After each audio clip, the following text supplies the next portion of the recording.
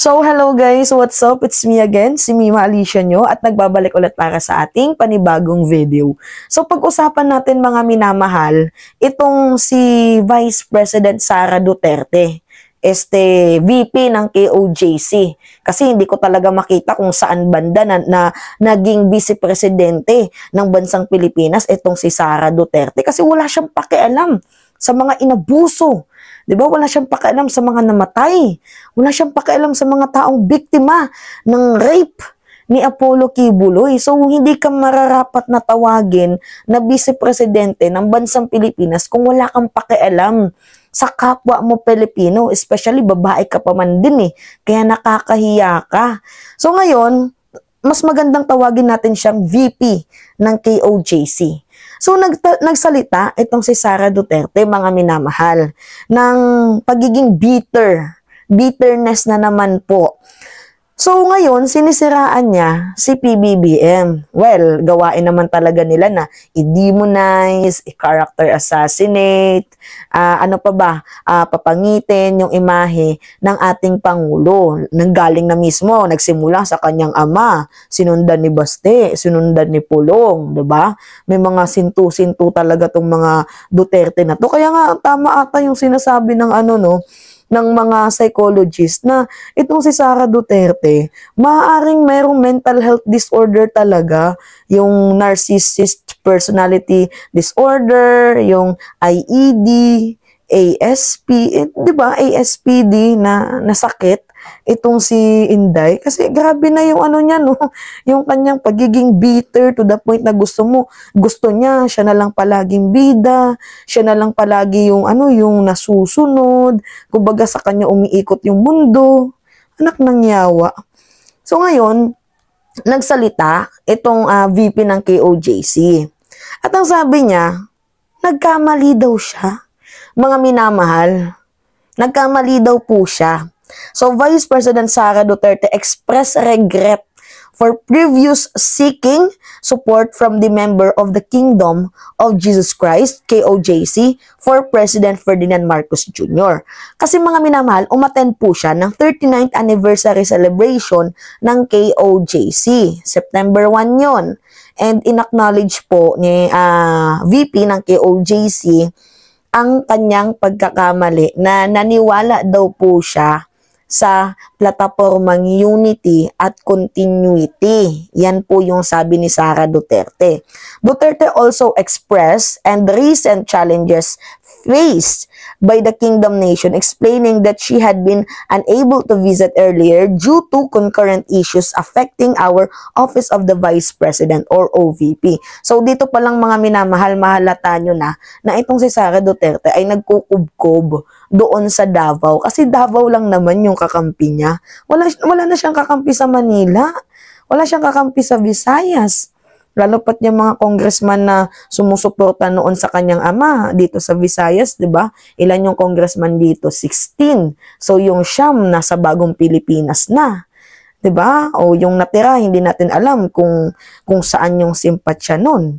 'Di ba? So ngayon, ito yung sabi niya, to be exact, basahin natin Hinihingi ko lang ang patawad ninyo na nagkamali ako. Nagkamali ako sa paghingi ng tulong at suporta ninyo para kay Pangulong Bongbong Marcos. Dapat si PBBM magsalita din. Mag-sorry din dapat sa amin si President Marcos. Alam nyo kung bakit mga minamahal? Kasi nabudol din kami ni PBBM na iboto ka namin Sara Duterte. To be fair lang hindi lang ikaw, hindi lang yung sarili mo yung nabudol na kiniklaim mo na nabudol ka ni Marcos. Kami nabudol din kami, na binoto ka namin. Di ba kasi yun yung sabi ng ating Pangulo, iboto ka namin. Ganito mga minamahal bakit mas madami yung boto ni Sara Duterte kaysa yung boto ni PBBM? Kasi yung mga loyalista, solid yung suporta. Solid. Kumbaga, Marcos, Sara. Sobrang solid. 'Di ba? Kahit ayaw ng mga loyalista, ang ibang loyalista sa mga Duterte, solid. Binoto pa din nila. Straight vote pa nga yung iba, mga minamahal. Ngunit itong mga DDS, sino yung naging presidente nila? 'Di ba si Isko? Yun yung naging presidente ng ibang mga DDS. si Isko Moreno. 'Di ba? Tapos, kaya wag mong isipin, Sara Duterte, na ikaw lang yung nagsakripisyo dito. Ang nagsakripisyo din dito na isa ay si PBBM. At minsan nga napapaisip ako sa sarili ko, bakit ko ba sinunod yung sinabi ng ating presidente na iboto ka? Tingnan mo, laking pagsisisi namin. So kung nagsisisi ka, kami din. Diba, ngayon lang namin nalaman na bobo ka. Ngayon lang din namin nalaman na supporters ka ng mga pugante. Kaibigan ka ng mga nambubuli sa bansang Pilipinas. Kaibigan mo yung mga kriminal. Kaibigan mo yung mga sindikato. Mga di umano'y warlords. Diba? So, nagsisisi kami doon. Masakit sa amin yun na binudol mo kami. Lalo pat mahilig ka mangulimbat ng pera ng taong bayan. Doon pa lang sa 10 million books na ikaw yung author, malaking pagsisisi na yun. Na binoto ka namin, tapos gagawa ka ng libro mo, tapos kami pa yung magbabayad. Diba malaking pagsisisi yan para sa amin? Kumbaga, halos kada araw pinagsisisihan namin na ikaw yung naupong vice-presidente. Kaya nga sabi ko, dapat tinuloy ko na lang na ibinoto ko si Tito, 'di ba? Si Tito Sen. 'Di ba? Kasi para sa akin, mga minamahal, itong si Tito Sen may utak. Yun nga lang, hindi ata perfect yung timing ng kanyang pagtakbo. So dalawa ngayon napupusuan ko noon, si Willie. Tapos tawag dito, si Willie, si Tito Sen, tapos pangatlo si Kiko, tatlo. Pero syempre, mananalo pa din dyan kasi yung choice ko is si Tito Sen. So ngayon, sabi niya pa dito, I was on the mistaken belief that we were together on the platform of unity and continuity. Kasi naniniwala si Sara Duterte na dapat tuloy-tuloy din yung pangungurap, 'di ba? Tuloy-tuloy yung panggagansyo nila sa taong bayan. Kahit mali, gusto nyo ituloy yung war on drugs na puro patayan. Tama ba yun? 'Di ba mga minamahal, yung paghingi ng lumulobong confidential funds? Tama ba yun? 'Di ba? Yung kayo yung namumuno, yung parang kala nyo sa inyo lang umiikot yung mundo. Kasi nagsimula yung away nila, mga minamahal, nang dahil nga kay tawag dito, kay Gloria Macapagal Arroyo. Kasi balak nilang patalsikin itong si House Speaker Martin Romualdez. Did you remember that, mga minamahal, that was 2 years ago, yung impeachment, tawag dito, impeachment plot na pinapalakad nila kay Romualdez. Kasi noon ginawa na nila kay Pantaleon Alvarez, 'di ba? So tinatry nila na maulit dito kay House Speaker Martin Romualdez. Pero hindi nangyari. Kaya nang ginawa ni Sara Duterte, umalis siya sa lakas CMD. 'Di ba? Pinanindigan niya si Aling Maliit. Tapos doon na siya naghimutok ng tambaloslos hanggang sa madami nang umungkat din ng issue niya. Kasi siya yung unang tumirada eh. So ang nangyari, tinirada siya ng mga supporters ni Romualdez. Inungkat yung confidential funds, inungkat yung ginagawang katarantaduhan ng kanyang ama. 'Di ba, to the point na sumali sa eksena yung SMNI.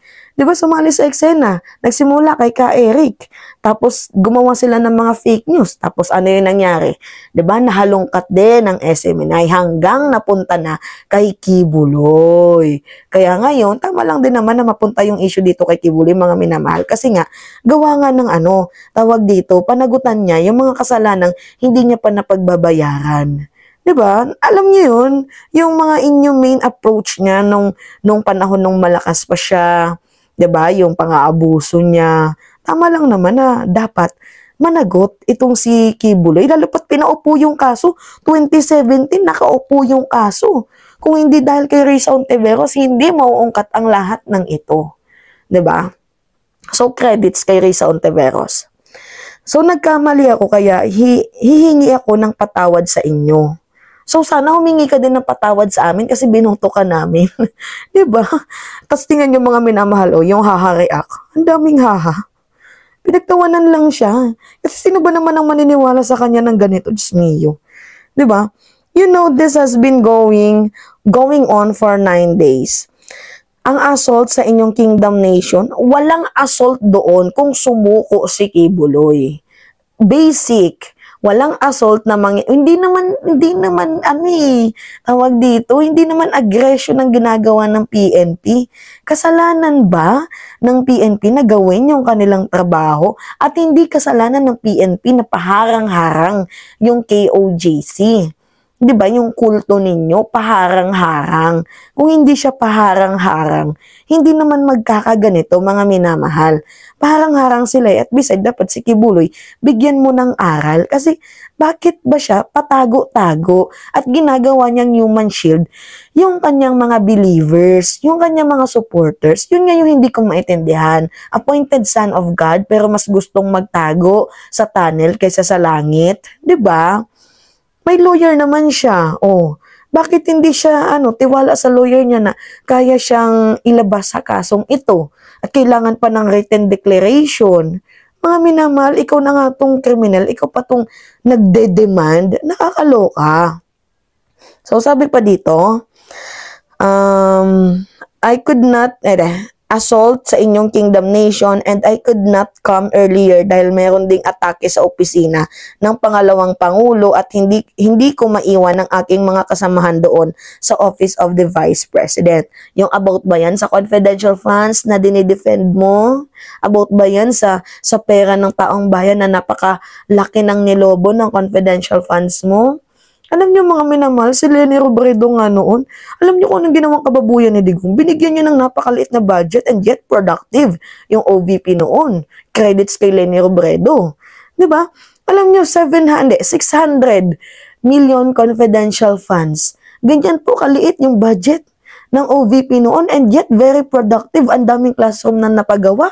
Tapos, less yung security ng OVP noon. Hindi katulad ni Sara Duterte na kada buwan gumagastos ng 17 million for 400 plus na security.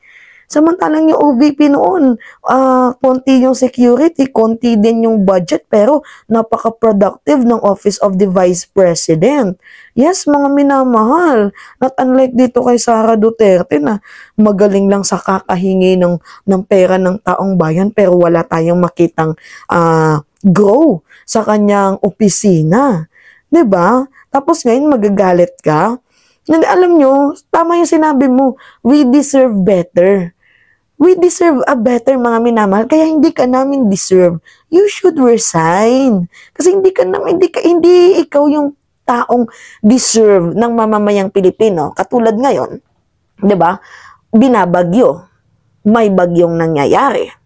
Diyan sa Kamaynilaan, kami kakatapos pa lang ng bagyo, tingnan nyo, brown out dito. Wala ko sa aking studio, brown out dito, mga minamahal sa amin, Northern Samar. Shout out Norsamelco. Di ba brown out dito sa amin?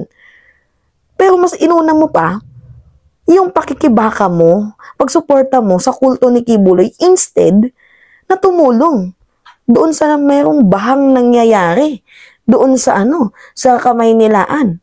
Nandyan ka? Samantalang yung mga taga Manila, binabaha ngayon na mas importanteng tulungan mo. Well, kung sa bagay, nanood ka nga ng concert sa Germany habang binabagyo kami dito eh. 'Di ba? Kaya nga, we deserve better. Pero hindi yung katulad mo. Ang lakas ng amats mo magsalita na we deserve better. Pero hindi ka naman deserving para sa mamamayang Pilipino. Deserve mo lang yung pera ng taong bayan, pero hindi ka deserve ng taong bayan. 'Di ba? So anyway, mga minamahal yun. So naglabas lang ako ng aking thought and opinion. Lalo pat, syempre, mahirap yung internet dito sa amin today kasi nga, dumaan yung bagyong Enteng. And then, brown out dito sa amin. Grabe. Nasa barangay lang kasi kami, mga minamahal. Hindi naman kami totally na nasa syudad. Pero ongoing naman yung pinapagawa kong bahay sa syudad dito sa amin. So, sino yung mga taga Northern Samar dyan? Kung may ilaw man sa inyo, congrats. Kasi dito sa amin, nakakunik kasi kami, mga minamahal, sa bandang Katubig. So, sa mga hindi nakakaalam. So, sa mga taga Northern Samar, alam yung lugar namin. So, yun. Anyway, yun lamang po. Papaalam na ako, mga minamahal. Diba? So, maraming salamat sa inyong panonood. Paki-subscribe na lang po at like para makatulong sa ating algorithm. Thank you, mga minamahal.